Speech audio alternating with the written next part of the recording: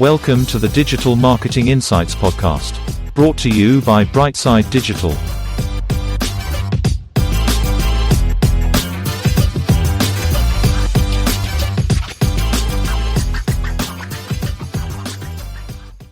Hi everyone, welcome to the show. I'm delighted to say we have Conor Bruce with us today, a social media manager. Conor, how are you doing? I'm good, Tom. How are you? Yeah, very good, buddy. Thank you so much for coming on the show. Conor, we start off the same. As always, can you tell our audience a little bit about yourself and your career to date, please? I can certainly. I'm a social media manager for Techro. I'm part of Techro's marketing department. I'm based in Techro's headquarters in Limerick. And I suppose, just a small plug or a small bit of info, if I'm able, Techro is a digital clinical trial software hub. It's connecting all the personnel involved in a clinical trial, from site staff, the people that conduct the trials, all the way up to sponsors, the people that oversee and pay for the trials. So, it connects them to each other, and it's also connected them instantly to the information, the answers they need when they need it. And obviously it's so much more than that. But I don't want this to become the Techro podcast. So that's a little a brief little overview.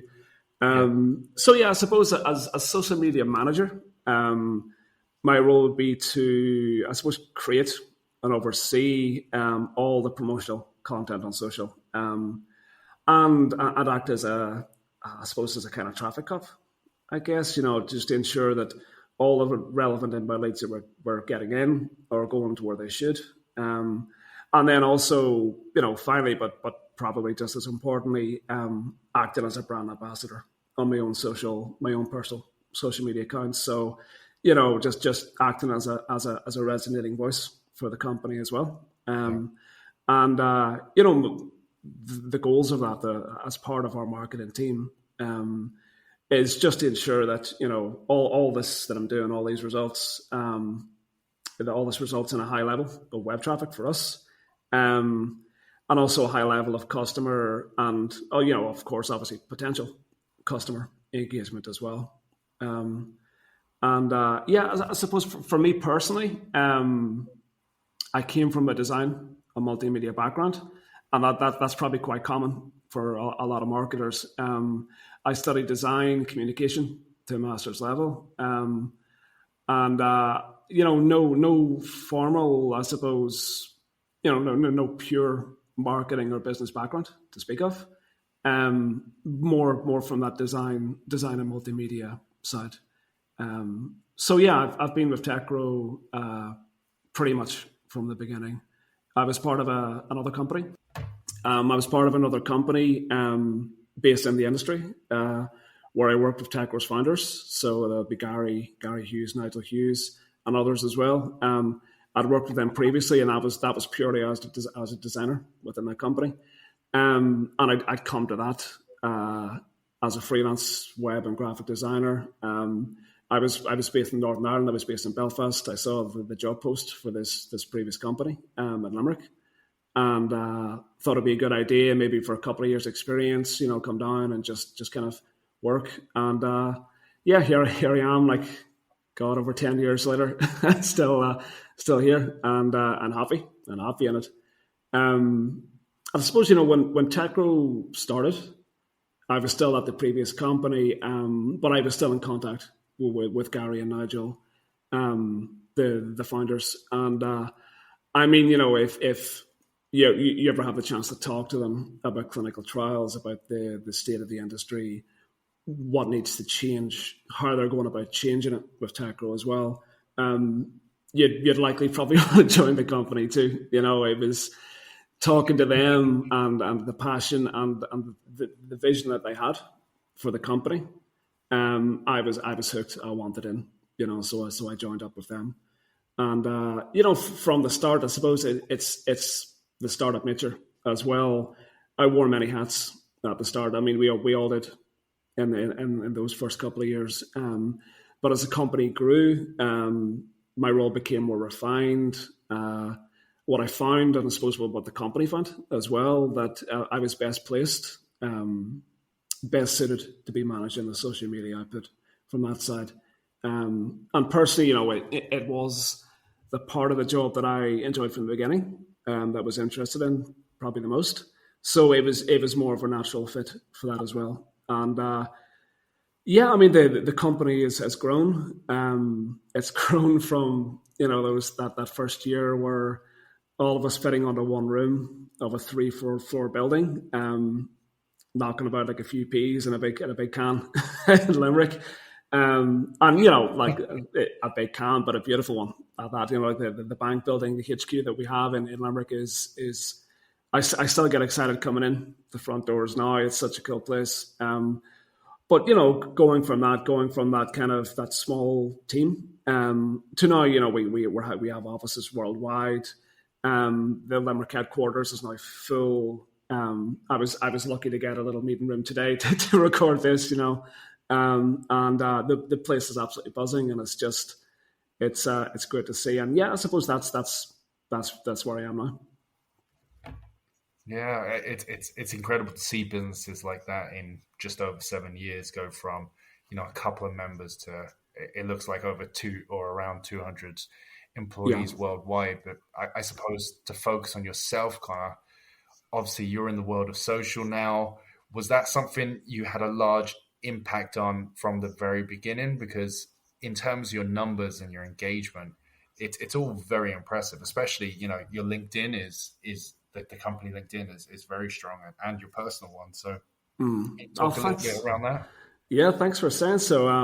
It's something from the beginning that I was involved in, and it was hard within those first couple of years, but maybe the first few months where we were still finding ourselves, and we were still trying to keep things under wraps a little bit, and at that stage the product was still evolving, the product was still being built, so there was only so much we could be being said and so much we could be doing. So at the start it was a bit of a challenge just to find that content and get that audience grown, but also it was exciting to do as well. Like how do you kind of get people on board when there's only so much you can say or so much you can do, like that. And I suppose that's grown. Obviously with time we now can be shouting it from the rooftops, but I think that kind of that original challenge that was in place, it's never gone away, Yeah. And let's obviously social's your area. Can we double down on what you see as really important in your social posting? Is there any campaigns or work that you're really proud of?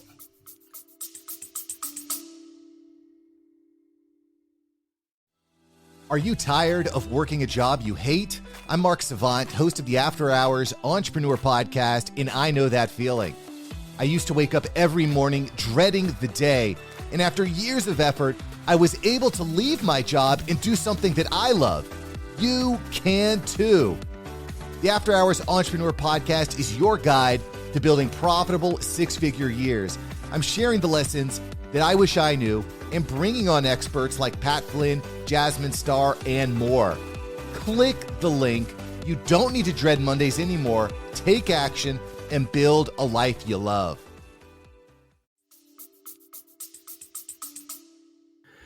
Yeah, I'd say I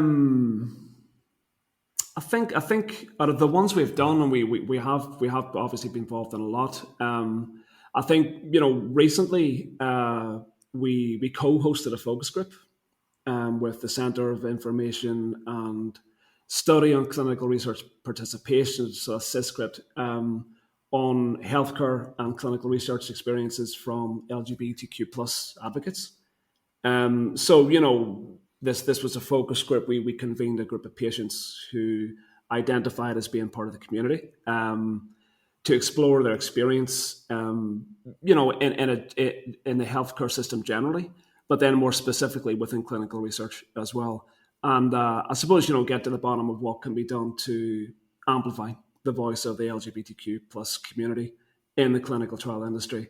And, as part of that focus group, the results of that we compiled into a report to share what we discussed, what we learned, to share the stories of the participants, and also, I suppose try to offer up actionable steps, like actionable guidance on how to advance, inclusion, meaningful inclusion, and like I said, amplify the voices as much as we can. With these findings, we had a whole social launch with Syscript.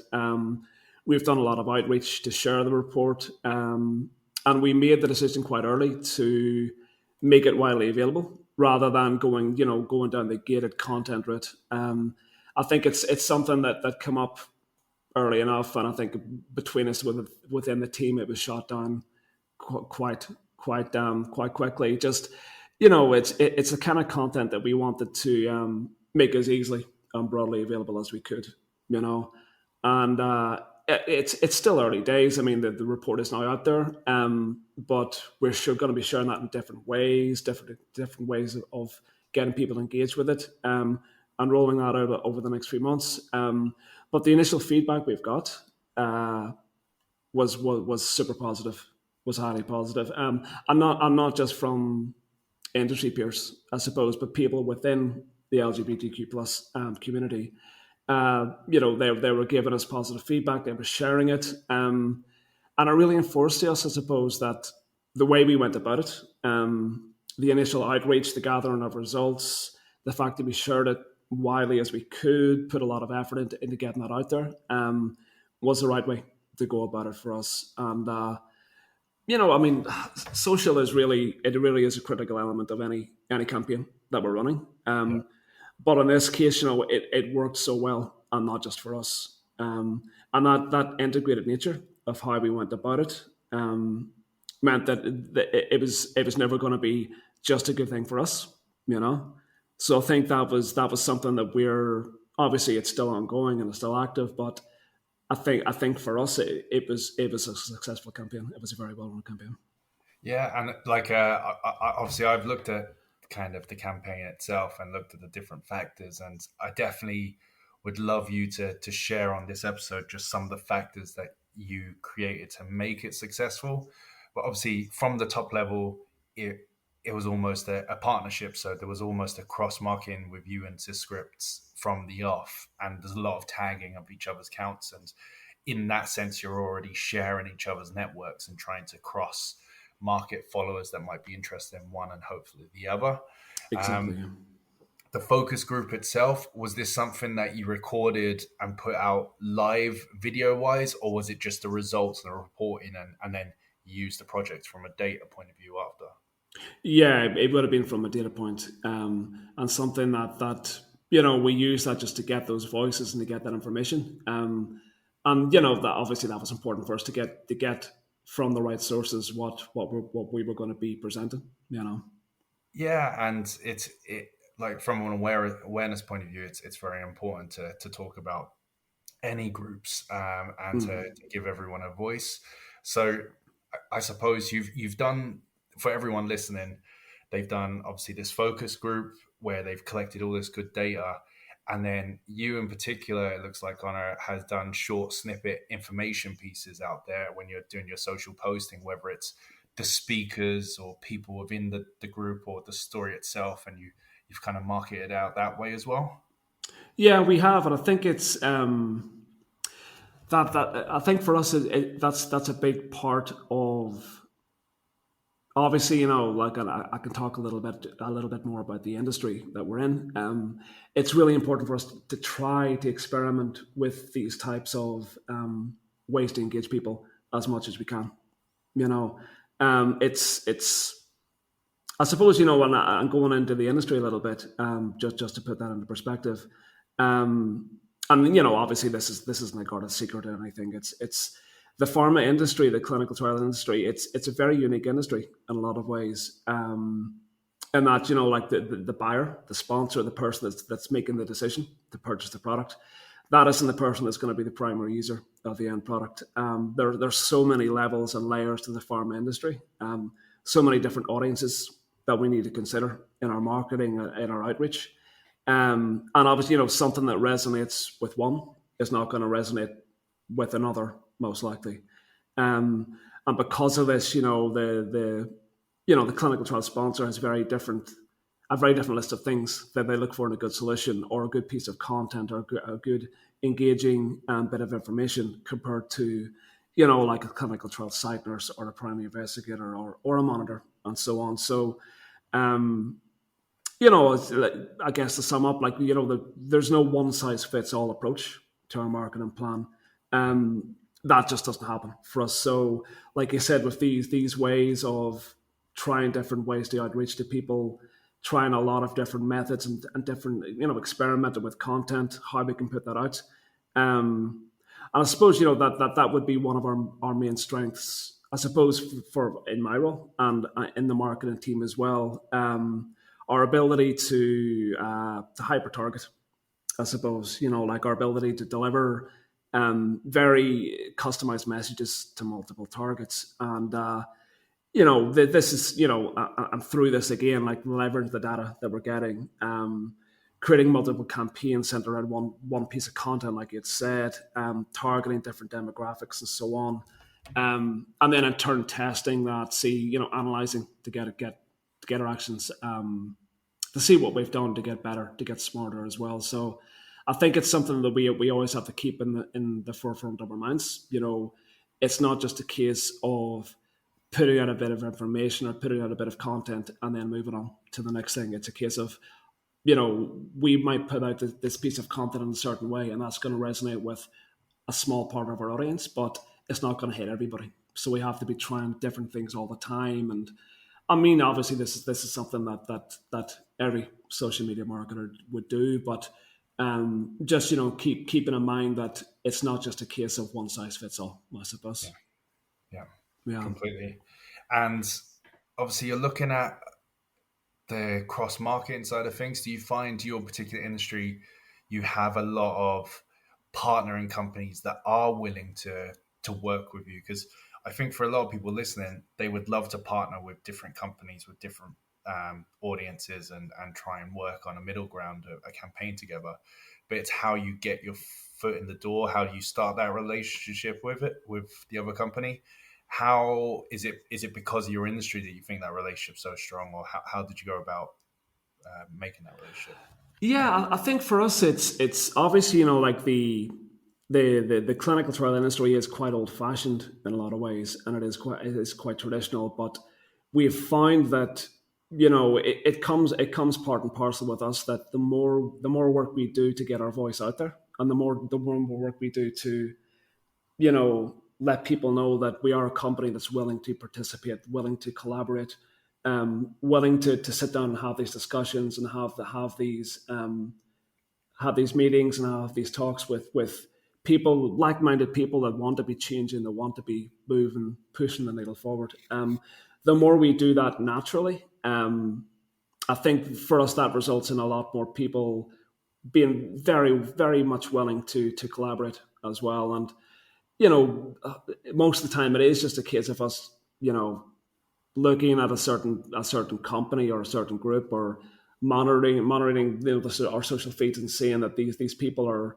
like-minded like us. They're saying the same things or wanting to do the same things, and then just reaching out from there. And then it's a case of, if we are doing the right thing on our side, they're going to be looking at that and saying, okay, this is a company we want to be working with Techro. This is the company that's going to be best for us to be amplifying our voice, to be saying the same things, to be getting our message out to more people.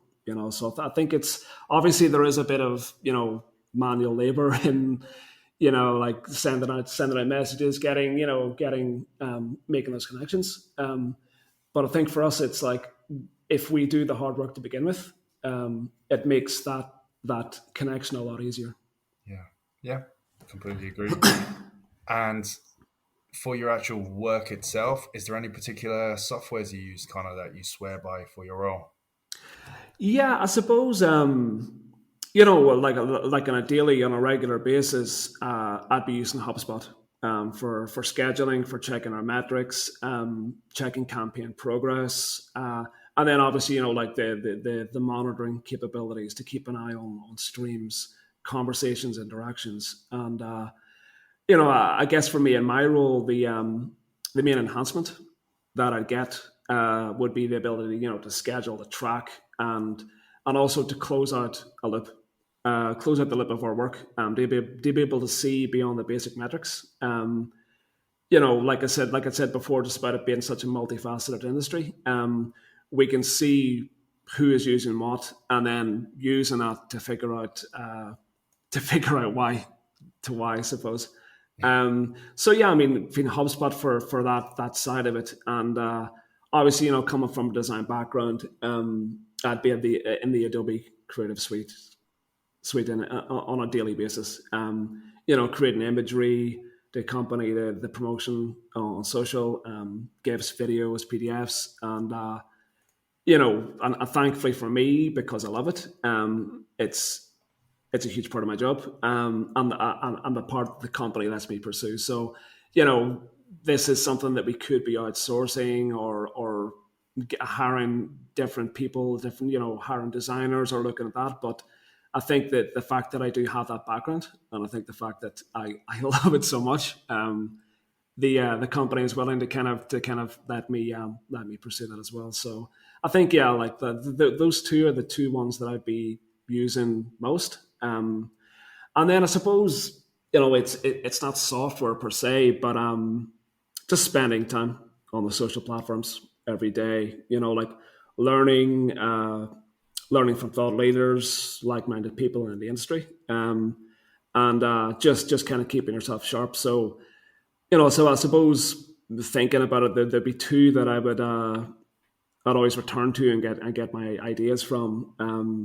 One would be Andrew Bolton. I don't know if you're familiar. He's an author. He's a advertising copywriting lecturer as well. He's very active on LinkedIn. He'd be my go-to for copy ideas, design inspiration, things like that. And then within the industry, Brad Hightower. So he's working within his own company, Hightower Clinical. But he's also a podcaster. He's also he's someone that we've interviewed on our own podcast, Totally Clinical. Just a wee plug there. So yeah, I mean, Brad would give me idea of the climate of the front line of trial operations. Like the site staff, the boots on the ground, how things are being run, the things that need to change. He's a really canny, really clever guy, and thankfully for me, he's very active on LinkedIn. So I suppose it's not software per se, but using what I see, learn from on the platforms, that is vital to me. Like that is an everyday tool for me as well.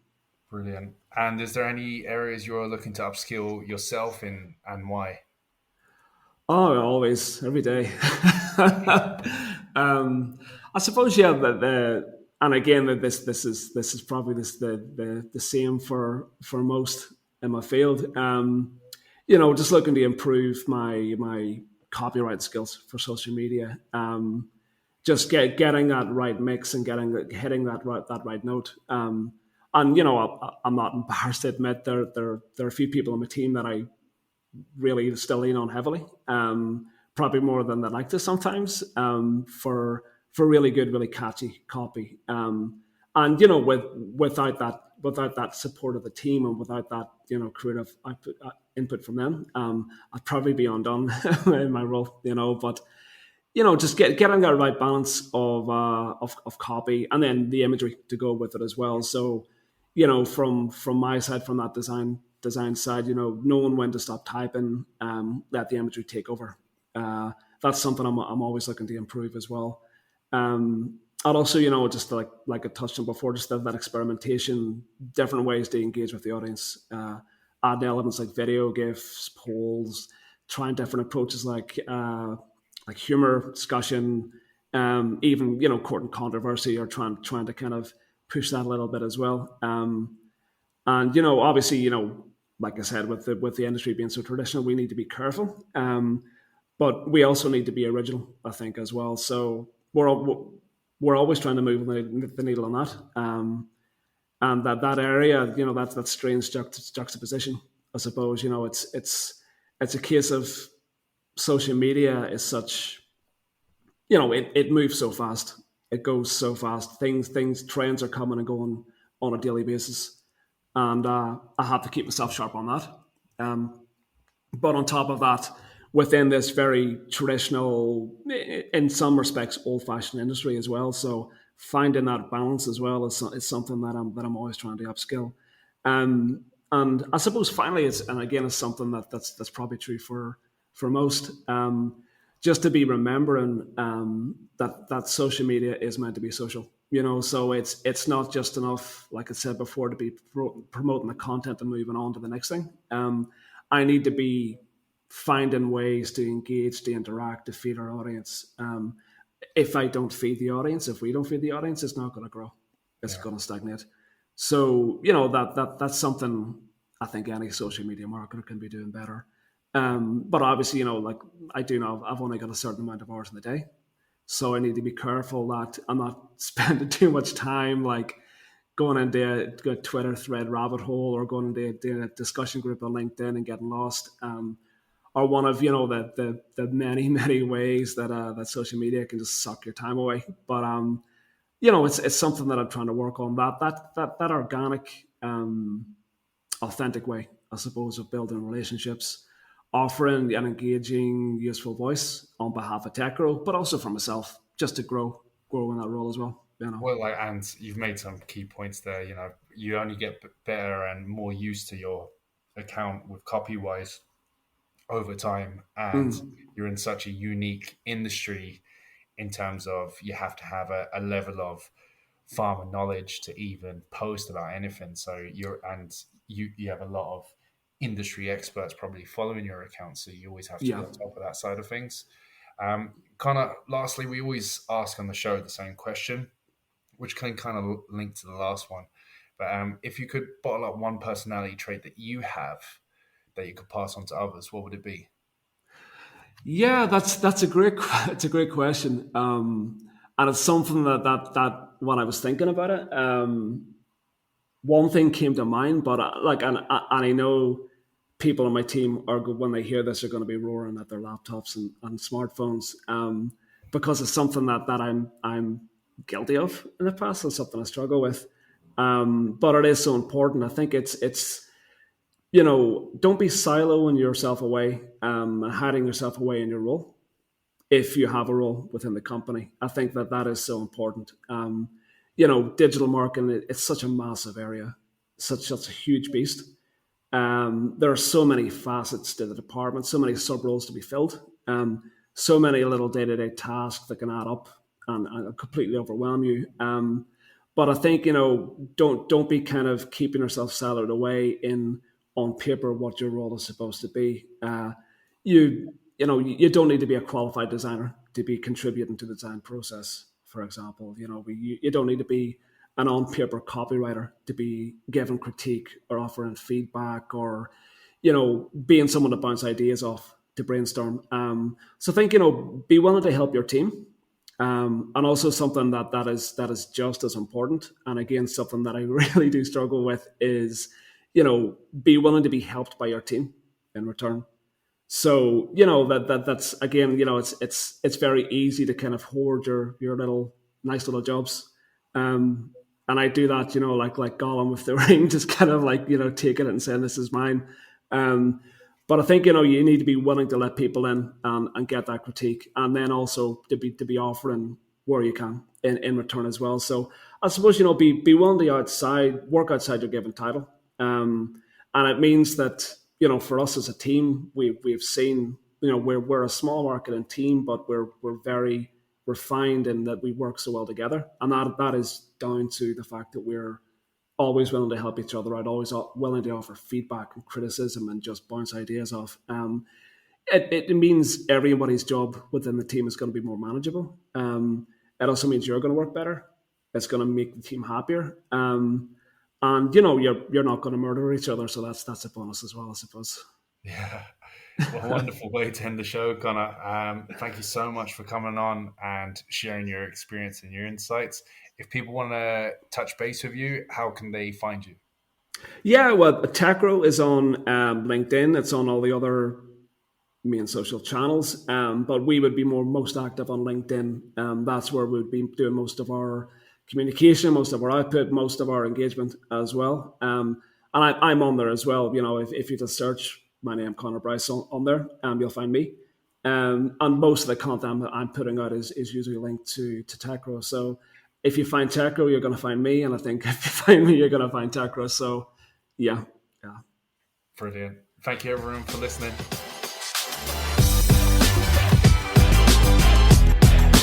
That's it.